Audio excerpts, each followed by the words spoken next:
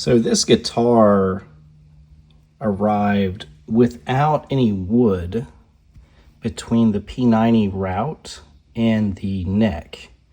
But the P90 doesn't sit flush with the neck. As you can see, there's a lip here. So if you look at other P90 Les Paul style guitars, you're going to have some wood here. But in this particular one, if you put a pickup cover down in here, as you can see, you just see into the cavity of the guitar there. So clearly that's not how that's supposed to be.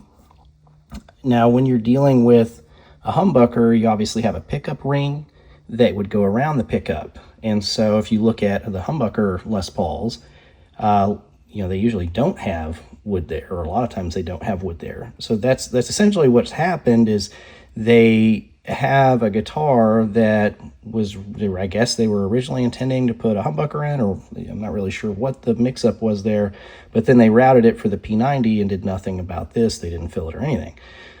So that's something that I've got to address. They also did a really sloppy job of routing out the P90 cavities, but I was able to kind of go back in with detail files. And again, these are just the standard, I think a Central Forge like detail file set that I got from Harbor Freight. You can get those detail file sets anywhere. And all I did was just kind of go along the edges and smooth them out, because they were just kind of rippled, they were, especially at the curves, they just kind of like had jumped around. So I had a flat detail file. I just sanded them, filed them down flat.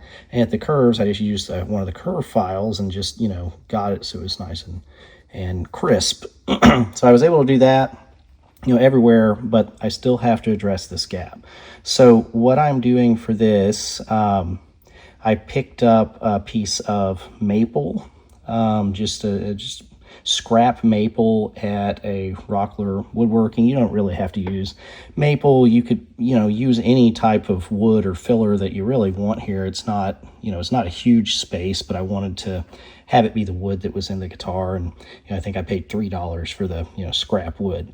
So what I've done is I've taken that wood and I've cut just a little rectangular piece. It's very thin, as you can see. And so what I'm going to do is I'm just going to glue that in there. I've sanded it down so it'd be the right width. And so what I'm going to do, I'm going to glue it in there with wood glue. And then once that dries, I'm going to add some filler to the gaps, because it's, it's not going to fit in there perfectly. There's probably going to be a seam, between the very edge and the guitar. So I'll probably fill that in with some sort of filler. And then I'm most likely going to use a gold nail polish to match the color as best I can. And then I will either use super glue as the clear coat, or a clear coat of nail polish. That's kind of a normal trick for working on guitars like this. And to match strange colors, you go to the nail section. There are a billion different options in nail shades. All right, so I'm gonna glue that in there and we will come back when it's time to do something else. Just wanted to quickly show my quote unquote clamping technique here.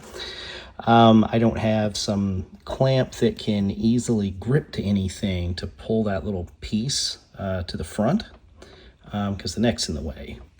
Maybe there's some ideas that I could have done, like maybe I could have put a piece of wood that was the full distance and put a clamp here and a clamp here, but you know what, this method seems to be working just fine. I had a P90 cover, just pulled the P90 cover off the pickup, pushed it down in the cavity.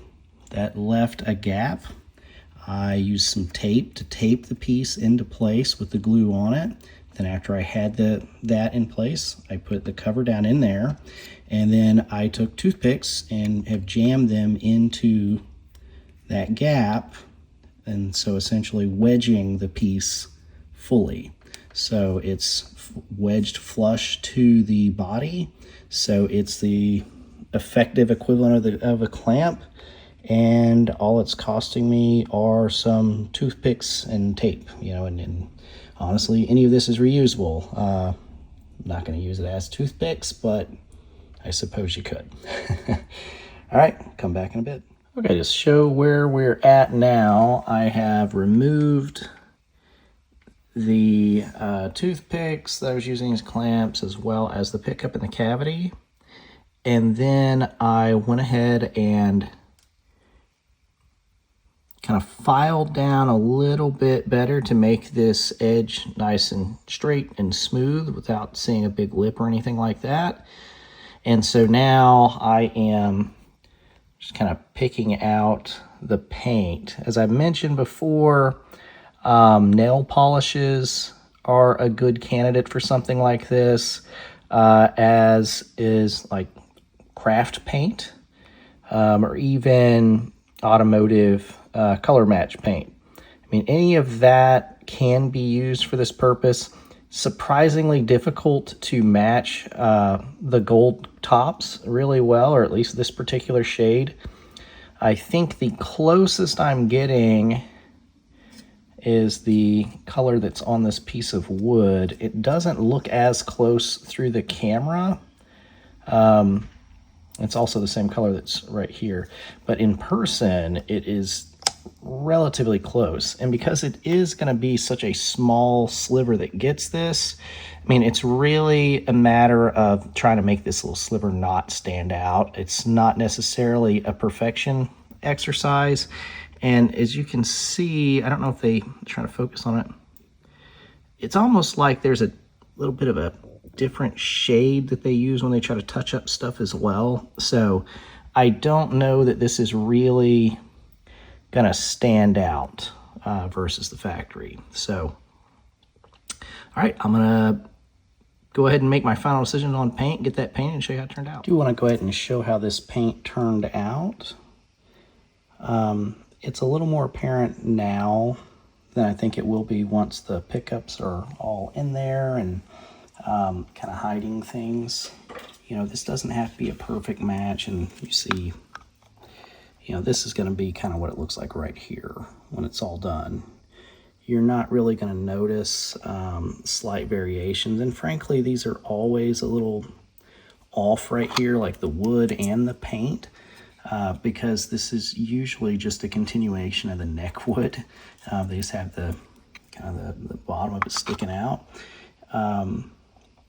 So it's never quite perfect. So I'm okay with it being, you know, kind of in that realm. I'm not even going to put a top coat on it. I think that actually turned out pretty dang good. You know, in different angles, it's going to look more and less on, but it's really pretty accurate. And this right here is just a Walmart Folk Art Royal Gold. I've just put a couple of touches of it on there and let it dry, and this is where I'm at.